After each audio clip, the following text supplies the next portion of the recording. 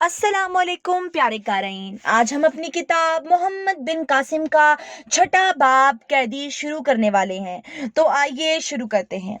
अगले दिन कोठरी का दरवाजा खुला और पहरेदार ने जयराम को हाथ बांधकर प्रणाम किया और कहा, आपको सरदार प्रताप राय बुलाते हैं। जयराम पहरेदार के तर्ज अमल में इस तब्दीली पर हैरान था। वो चुपके से इसके साथ हो लिया। प्रताप राय अपने दीवान खाने के बरामदे में आबनूस की एक कुर्सी पर बैठा हुआ था।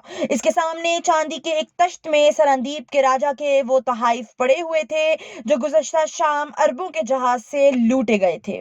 इसने जयराम को देखते ही जवाहिरात के अंबार की तरफ इशारा किया और कहा, जयराम, महाराज सरंदीप के तहाइफ देखकर काठियावाड़ के राजा के तहाइफ की निस्बत ज्यादा खुश हुए हैं। इनमें एक एक हीरा तुम्हारे संदूक के सारे माल से ज्यादा कीमती है। जयराम ने इस पर कहर आलूद निगाह डाली और अपने होंठ काटने लगा। प्रताप राय ने कहा, लेकिन तुम्हारा चेहरा जर्द और तुम्हारी आंखें सुर्ख हैं। मालूम होता है तुम रात भर नहीं सोए। कोठरी में बहुत गर्मी होगी। बंदरगाह से वापस आकर मुझे तुम्हारा ख्याल न आया, वरना तुम्हें इतनी देर वहां रखने की जरूरत न थी। मैंने महाराज की खिदमत में एलजी भेज दिया है। चंद दिनों तक कैदियों के मुतल्लिक इनका हुक्म आ जाएगा। जयराम ने कहा, तो आपने इन्हें कैद कर लिया? हाँ, मैंने तुम्हें कल भी बताया था कि ये राजा का हुक्म है। आपने इन्हें लड़कर कैद किया या मेजबान बनकर? प्रताप राय ने जवाब दिया, तुम अभी बच्चे हो, लड़ाई में सब कुछ जायज है। मेरी बहन कहाँ है? कौन? मेरी बहन कहाँ थी? आप मुझे बनाने की कोशिश ना करें। एक राजपूत की इज्जत पर हाथ डालना इस कदर आसान नहीं जिस कदर आप समझते हैं। मैं पहले आपके राजा का मुलाजिम था और अब मैं काठियावाड़ के राजा के सफीर की हैसियत में यहाँ आया हूँ। अगर आपने मेरी बहन की तरफ आंख उठाकर भी देखा तो याद रखिएगा, मैं काठियावाड़ से लेकर राजपुताना तक आग की दीवार खड़ी कर दूंगा और महाराज अपने हजारों सिपाहियों की जानें जाया करने के बजाय दीबल के एक मगरूर हाकिम को हमारे हवाले कर देना ज्यादा मुनासिब समझेंगे। रहे अरब, वो मेहमान थे।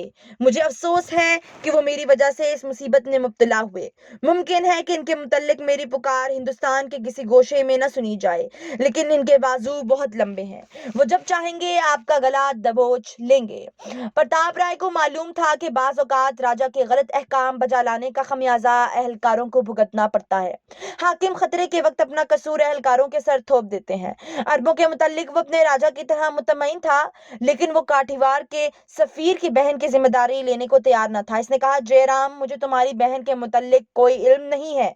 आप झूठ कहते हैं। मैं इसे जहाज पर अरब औरतों के पास छोड़ आया था। औरतें जो जहाज पर थीं वो सब हमारी कैद में हैं। अगर तुम्हारी बहन इनमें है तो मैं अभी तुम्हारे साथ चलकर इससे माफी मांगता हूँ। चलो।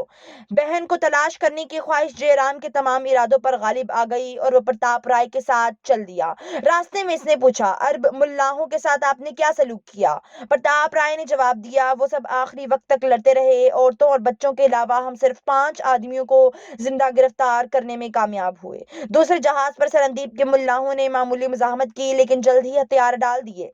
तो इसका मतलब यह है कि आपने बेक वक्त सरंदीप और अरब के खिलाफ ऐलान जंग कर दिया। मैंने सिर्फ राजा के हुक्म की तामील की और जब तक मैं इस ओहदे पर हूँ मैं ऐसे अहकाम की तामील करता रहूंगा। मेरे खत के जवाब में राजा ने अगर तुम्हें बुला भेजा और तुमने इनसे कैदियों को रिहा करने की इजाजत हासिल कर ली तो मुझे खुशी होगी। मैं खामखा की जिम्मेदारी से बच जाऊंगा। महल से निकलकर चंद कदम के फासले पर जयराम और प्रताप राय कैद खाने की चार दीवारी में दाखिल हुए। पहरेदारों ने प्रताप राय का इशारा पाकर अरबों के कमरे का दरवाजा खोला। औरतों ने अपने चेहरे ढांप लिए। अरब मुल्लाहों ने जयराम को देखते ही मुंह फेर लिया। जुबैर एक कोने में दीवार के सहारे बैठा हुआ था। इसने नफरत और हकारत से जयराम की तरफ देखा और अपने साथियों की तरह मुंह फेर लिया।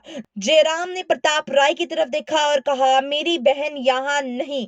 वो कहाँ है? प्रताप राय ने एक पहरादार को आवाज देकर अंदर बुलाया और इससे पूछा, क्या तमाम औरतें इसी कमरे में हैं या सरंदीप के मुल्लाहों के कमरे में भी कोई है? नहीं महाराज, तमाम औरतें यही हैं। जयराम ने बदहवास सा होकर जुबैर की तरफ देखा और टूटी फूटी अरबी में कहा, जुबैर, मेरी तरफ इस तरह ना देखो। मैं बेकसूर हूँ। तुम्हें मालूम है मेरी बहन कहाँ है? जुबैर के मुंह से अचानक एक भूखे शेर की गरज से मिलती जुलती आवाज निकली, तुम मेरी तवक्का से कहीं ज्यादा जलील साबित हुए हो। तुम झूठ से हकीकत पर पर्दे नहीं डाल सकते। लेकिन याद रखो, अगर नाहीद का बाल भी بیکا ہوا تو خدا کی زمین پر تمہیں کوئی ایسا خطہ نہیں ملے گا جو ہمارے انتقام سے پناہ دے سکے۔ ناہید کو اڑانے کے لیے تم نے اپنی بہن کو جہاز پر چھوڑا تھا۔ تمہاری تدبیر کامیاب تھی۔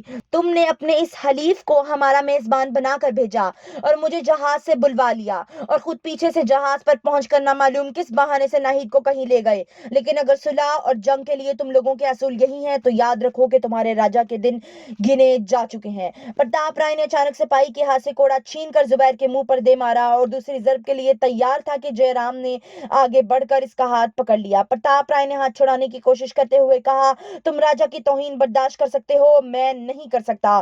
جے رام نے کہا، میں تم سے آخری بار پوچھتا ہوں کہ میری بہن اور اس عرب لڑکی کو تم نے کہاں چھپایا ہے؟ اس سوال نے پرتاپ رائے کا غصہ ٹھنڈا کر دیا اور تھوڑی دیر سوچنے کے بعد بولا، کیا یہ ممکن نہیں کہ ہمارے حملے کے وقت اسے انتقامی جذبے کے ماتحت جہاز سے نیچے پھینک دیا گیا ہو؟ جے رام نے جواب دیا، یہ لوگ دشمنی میں شرافت کو ہاتھ سے نہیں جانے دیتے۔ میری بہن کے ساتھ عرب لڑکی کا غائب ہونا یہ ظاہر کرتا ہے کہ اس سازش کی تہ میں کسی تمہارے جیسے کمینے آدمی کا دماغ کام کر رہا ہے۔ زبیر نے پھر جے رام سے مخاطب ہو کر کہا، تم ان باتوں سے مجھے بے وقوف نہیں بنا سکتے۔ ناہید، خالد اور تمہاری بہن بیک وقت جہاز سے غائب ہوئے ہیں اور وہ یقیناً تمہاری قید میں ہیں۔ مجھے تم سے کسی نیکی کی توقع نہیں، لیکن ہم اتنا ضرور چاہتے ہیں کہ ہمیں سندھ کے راجا کے سامنے پیش کیا جائے اور جب تک وہ ہمارا فیصلہ نہیں کرتا ناہید اور خالد کو ہمارے ساتھ رکھا جائے۔ پرتاپ رائے نے چونک کر کہا، میں اب سمجھا جے رام، اگر ان لڑکیوں کے ساتھ جہاز پر سے کوئی آدمی بھی غائب ہوا ہے تو یہ معاملہ صاف ہے کہ کل رات بندرگاہ سے ایک سرکاری کشتی بھی غائب ہوئی ہے، لیکن وہ زیادہ دور نہیں جا سکتے، تم میرے ساتھ آؤ۔ پرتاپ رائے اور جے رام قید خانے سے باہر نکل کر گھوڑوں پر سوار ہوئے اور انہیں سرپٹ دوڑاتے ہوئے بندرگاہ پر پہنچے۔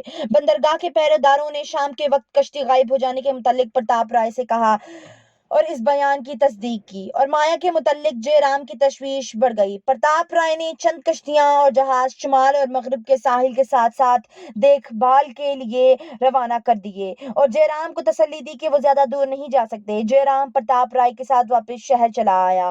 دوپہر تک اپنے مقام میں مایا کے متعلق کوئی خبر نہ پا کر اس نے بندرگاہ پر جانے کا ارادہ کیا، لیکن پرتاپ رائے کا سپاہی آیا اور اسے اپنے ساتھ محل کی طرف لے گیا۔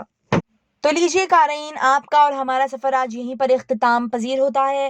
کہانی کے ساتھ جڑے رہنے کے لیے ہمارے چینل کو لائک کیجیے، سبسکرائب کیجیے اور شیئر کرنا مت بھولیے۔